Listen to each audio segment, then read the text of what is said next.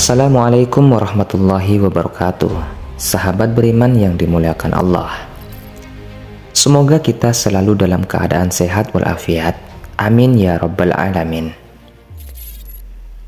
Pada dahulu kala, di zaman Nabi Ibrahim alaihissalam, hiduplah seorang raja yang sangat besar kekuasaannya, bahkan meliputi seluruh belahan dunia ini. Kisah ini dinukil di dalam Al-Quran dalam surat Al-Kahfi. Raja tersebut adalah Dzulqarnain.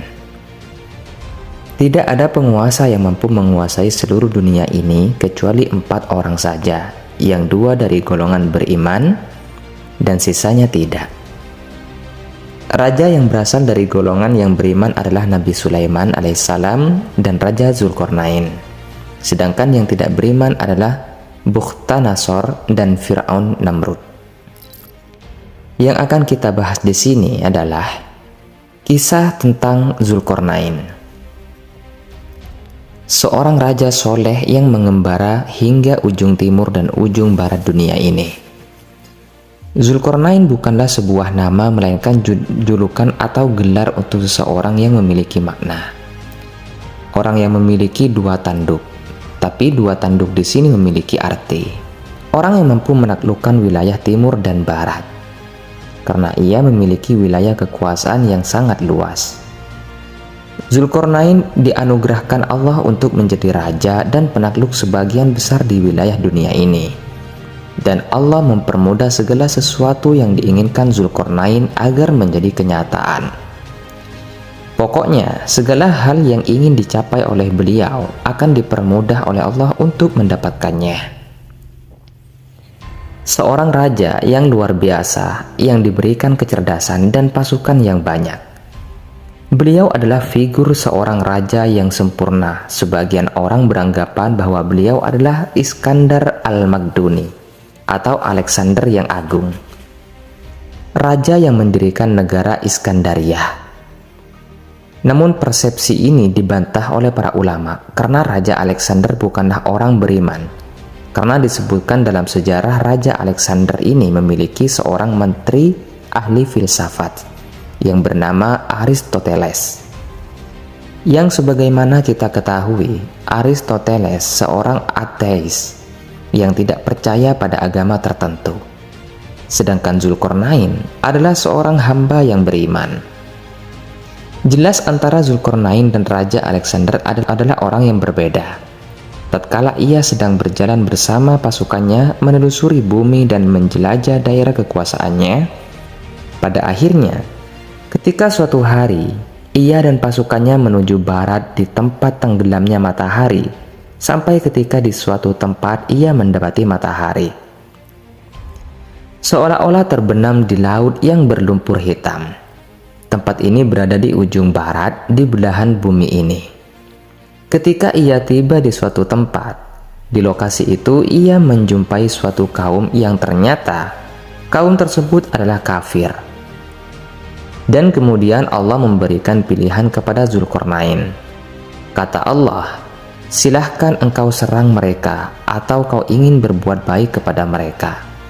Karena kaum ini kafir dan berbuat syirik kepada Allah, ternyata Dzulqarnain memilih jalan dakwah. Kemudian beliau mulai mendakwahi kaum tersebut untuk menyembah Allah dan mengarahkan mereka ke jalan yang lebih baik. Beliau berkata, "Siapakah dari kalian yang berbuat zalim, maka kami akan menyerangnya.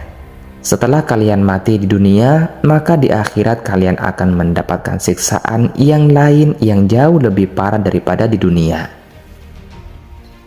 Sebaliknya, jika kalian menerima dakwahku, maka kalian akan mendapatkan perlakuan yang baik dari kami dan akan mendapatkan surga ketika di akhirat nanti."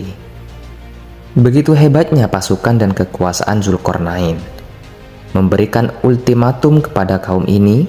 Setelah ia mendakwahi kaum ini, Dzulqarnain dan pasukannya berjalan menuju arah timur, paling ujung dunia ini. Ketika pada suatu hari ia tiba pada suatu tempat terbitnya matahari, ia mendapati suatu kaum di sana yang tidak bisa berlindung dari terik matahari. Ada 2 pendapat dari ulama tentang tempat ini. Yang pertama beranggapan adalah tempat ini dihuni suatu kaum yang sangat primitif, yang tidak tahu caranya membuat rumah sehingga mereka tidur di bawah terik matahari. Dan pendapat kedua beranggapan tempat ini adalah suatu tempat yang mataharinya tidak pernah terbenam. Kemudian Zulkarnain memberikan peringatan yang sama kepada kaum ini. Jika mereka menolak dakwah Zulkarnain, maka mereka akan diperangi. Begitu juga sebaliknya, karena mereka ini di bawah kekuasaan dari Zulkarnain, perlu kalian ketahui bahwa wilayah kekuasaan beliau sangat luas, meliputi sebagian besar dari wilayah dunia ini.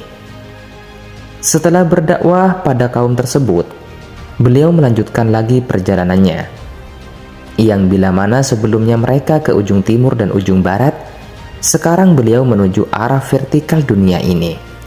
Jadi tidak diketahui ke arah mana, apakah itu utara atau selatan. Yang diceritakan adalah beliau dan pasukannya menuju suatu tempat yang tempat itu memiliki dua gunung yang besar dan tinggi. Didapatinya di lokasi tersebut suatu kaum yang memiliki kosakata bahasa yang sangat berbeda dengan bahasa-bahasa yang Zulkarnain pernah ketahui, sehingga hampir-hampir bahasa mereka tidak bisa dimengerti oleh Zulkarnain dan pasukannya. Lalu bagaimana Zulkarnain bisa bicara dengan mereka? Bisa jadi Allah memberikan ilham berupa kemudahan untuk berkomunikasi dengan mereka, atau ada seseorang penerjemah di sisi Zulkarnain yang kurang lebih mengerti bahasa mereka. Semua mudah bagi beliau. Seorang raja yang soleh, mustahil Allah tidak memudahkan segala sesuatu yang dilakukan beliau. Tatkala ketika dilakukan komunikasi kepada kaum ini, ternyata mereka mengeluh karena di wilayah tersebut ada dua kabilah, yaitu Ya'juj dan Ma'juj, yang sering berbuat kerusakan. Dan mereka memohon kepada sang raja, yakni Zulkarnain, untuk dibuatkan dinding pemisah antara kaum ini dan kabilah Ya'juj dan Ma'juj. Sebagai imbalannya mereka akan memberikan upah kepada sang raja. Tentu saja ini adalah pekerjaan yang sangat berat. Kita pikir secara logika saja. Secara logika, bagaimana kita membuat sebuah tembok yang bisa terhubung antara gunung satu dan gunung lainnya? Kalaupun proyek ini dilakukan pada zaman sekarang, itu akan terasa sangat sulit. Walaupun di zaman sekarang ini sudah bisa didukung dengan peralatan yang canggih dan modern. Jadi bagaimana jika proyek pembangunan tembok ini dilakukan pada zaman dulu ya? Yang kita sudah tahu bahwa kita di zaman itu peralatan tidak secanggih sekarang. Jadi di manakah tempat ini? Wallahu a'lam bishawab. Untuk lokasi tempat ini ada dua kemungkinan. Yang pertama adalah berasal dari Syekh Hamdi bin Hamzah Abu Zaid yang menerbitkan sebuah buku di tahun 2007. Di situ beliau beranggapan bahwa tembok Cina adalah tembok yang dibangun oleh Zulkarnain. Jikalau menurut penelitian Syekh Hamdi, beliau menyimpulkan kabilah Ya'juj dan Ma'juj adalah bangsa Mongol dari utara yang merusak dan menghancurkan negeri-negeri yang mereka taklukkan. Kemudian ada juga yang berasumsi bahwa tembok itu berada di lokasi antara Azerbaijan dan Armenia. Di area itu terdapat gunung yang mirip. Dikatakan dalam cerita Raja Zulkarnain, menurut cerita dari warga setempat, ketika mereka berada di dekat gunung itu, mereka merasakan bulu romanya berdiri luar biasa. Suatu kondisi badan yang mengalami situasi merinding dan tak jelas asalnya dari mana. Jadi, tak ada seorang warga pun yang berani menjelajah wilayah tersebut. Nah, ketika suatu hari mereka memberanikan diri untuk bersama-sama mengunjungi lokasi itu, lebih jauh dekat gunung itu, mereka mendengar suara riuh seperti orang yang sedang bekerja memukul-mukul sesuatu secara beramai-ramai. Dan ada cerita juga dari warga sekitar bahwa mereka melihat manusia yang berdiri di atas gunung kemudian terhempas angin yang kencang sehingga mereka jatuh lagi ke dalam gunung itu. Tapi Sampai saat ini tidak tahu di mana yang benar tentang lokasi persisnya. Dari dua kemungkinan yang kita utarakan tadi, kita kembali lagi ketika kaum tersebut memohon kepada sang raja untuk dibuatkan sebuah dinding pembatas yang dinding itu memisahkan antara kaum itu dan kabilah Ya'juj dan Ma'juj. Jadi mereka akan memberikan upah kepada Zulkarnain apabila permintaan itu dipenuhi. Namun sang raja menolaknya. Beliau berkata, "Apa yang telah Allah berikan lebih baik daripada yang akan kalian berikan kepadaku." Dan Zulkarnain meminta kepada mereka untuk membantu proses pembangunan dinding tersebut. Kemudian setelah kesepakatan terjadi, maka mereka memulai proyek pembangunan dinding pemisah tersebut. Langkah pertama, sang raja meminta potongan-potongan besi dari kaum tersebut. Tentunya ini adalah jumlah yang sangat banyak, karena ditunjukkan untuk menutupi dua buah gunung. Lalu beliau memerintahkan untuk menyusun potongan-potongan besi tersebut sehingga menutupi dua gunung itu. Setelah potongan besi itu rata di antara dua buah gunung, maka panaskanlah tumpukan besi itu dengan api. Dan ketika besi itu sudah panas sehingga muncul nyala api karena saking panasnya, besi tersebut lalu tuangkanlah cairan tembaga di atasnya. Maksudnya di sini adalah mereka menuangkan tembaga cair yang sudah dipanaskan dari atas gunung sehingga seluruh lapisan besi yang telah dipanaskan tadi tertutup. Nah, sekarang pertanyaannya adalah, bagaimana bisa orang di zaman dahulu melakukan itu semua? Kalau dipikir secara logika, api sebesar apa yang bisa memanaskan tumpukan besi setinggi gunung dan bagaimana caranya menuangkan tembaga panas dari atas gunung itu? Jadi perlu kita ketahui bahwa untuk menutupi gunung diperlukan tembaga dalam jumlah yang banyak. Dan bagaimana cara mereka membawa cairan tersebut ke atas gunung? Sungguh di luar nalar pikiran manusia. Tapi inilah kenyataan yang terjadi pada waktu itu. Bisa kita simpulkan bahwa Zulkarnain memiliki kecerdasan di atas rata-rata manusia pada umumnya. Karena sudah memiliki teknologi secanggih itu pada zamannya. Bahwasanya jika besi dicampur dengan tembaga akan menjadi material baru yang sangat kuat. Diceritakan di sini bahwa Zulkarnain mencampurkan dua logam yang berbeda sehingga menghasilkan logam yang baru. Sungguh sebuah dinding yang sangat kuat dan luar biasa yang telah mereka bangun. Tapi luar biasanya lagi, Zulkarnain tidak membanggakan dirinya sendiri ketika telah menyelesaikan proyek tersebut. Dia tidak ujub sama sekali. Dia bilang ini rahmat dari Robku. Kemudian dia berkata lagi, jika pada suatu hari atas izin Robku, dinding ini akan luluh. Maksudnya adalah dinding ini tak akan bertahan selama-lamanya. Suatu hari jika Robku mengizinkan, dinding ini akan runtuh dan jebol. Di dalam sana Ya'juj dan Ma'juj setiap harinya berusaha melubangi dinding itu agar bisa keluar. Setiap hari mereka berupaya untuk membongkar dinding yang dibangun Zulkarnain tersebut.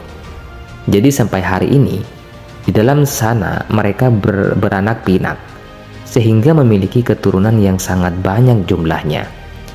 Jadi perlu diketahui bahwa Ya'juj dan Ma'juj adalah manusia sama seperti kita. Sama-sama keturunan dari Nabi Adam alaihissalam. Hanya saja, mereka memiliki keterbatasan yang tidak sama dengan manusia pada masa itu dan masa sekarang. Dua kabilah ini memiliki perawakan seperti orang Mongolia dengan bentuk wajah yang bulat. Matanya sipit dan gemuk. Tatkala ketika pada suatu hari dinding itu akan berhasil mereka lubangi, sehingga keluarlah semua dua kabilah ini dari tabir yang menutupi lokasi itu. Seluruh dunia akan dipenuhi oleh Ya'juj dan Ma'juj. Saat itu mereka akan membunuh apapun yang ada di hadapan mereka, kecuali dari golongan mereka sendiri. Mereka akan membunuh manusia dan hewan yang ada di depan pandangan mereka. Pokoknya, pada saat itu dikisahkan kalau bumi ini porak-poranda karena ulah mereka. Sekarang pertanyaannya adalah, kapan mereka akan keluar dari tembok besi itu? Mereka akan keluar tak lama setelah Dajjal dibunuh oleh Nabi Isa di gerbang Lut. Hingga pada saat itu, Allah memerintahkan Nabi Isa dan pengikutnya untuk bersembunyi di Bukit Tur untuk menghindari dua kabilah Ya'juj dan Ma'juj ini. Sahabat beriman yang dirahmati Allah, jadi itulah mengenai cerita tentang Raja Zulkarnain yang memiliki hukum kait dengan Ya'juj dan Ma'juj. Semoga cerita ini bermanfaat untuk kita semua. Lebih dan kurangnya mohon dimaafkan. Dan yang benar datangnya dari Allah, khilaf atau keliru itu datangnya dari diri saya pribadi sebagai manusia biasa. Dan saya akhiri, wassalamualaikum warahmatullahi wabarakatuh.